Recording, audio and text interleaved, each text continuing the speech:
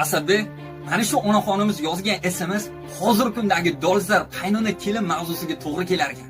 Ya'ni qaynona aybdormi, kelin aybdormi, videoni oxirigacha ko'ring, bilib olasiz. Chunki sabab eng muhim sabablardan biri. Birinchisi, ya'ni onaxonlarimiz 7-10 kunlab oldinlari raddomda bo'lishgan, ya'ni keyin vyupuska bo'lishgan. Hozirgi kunda esa 2-3-kunda vyupuska bo'lyapti. Bu degani 3-5-kunlarda fiziologik sariqlik pikka chiqadi. Oldin shifokorlar nazoratida o'tkazgan bo'lsa, hozir uy sharoitida o'tkazishga majbur bo'lishadi. Ikkinchisi, chala tug'ilgan va vazni yetmagan bolalar, ya'ni ko'payapti statistikaga, albatta bu ham ta'sir qiladi. Va uchinchisi, oldin onajonlarimiz sariqlik bormi, yo'qmi, ya'ni bilirubinni ko'z bilan chamalab aniqlagan. Ya'ni bolamda yo'q deb. Hozirgi kunda bilitestlar shunaqa zamonaviy, shunaqa urf bo'lganki, ya'ni bu fiziologik sariqlikni bolalarda ko'pligini aniqlab beryapti. Buni onajonlarimizga yuborib qo'yaylik va kelinlar aybdor emasligini bilib qo'ysin.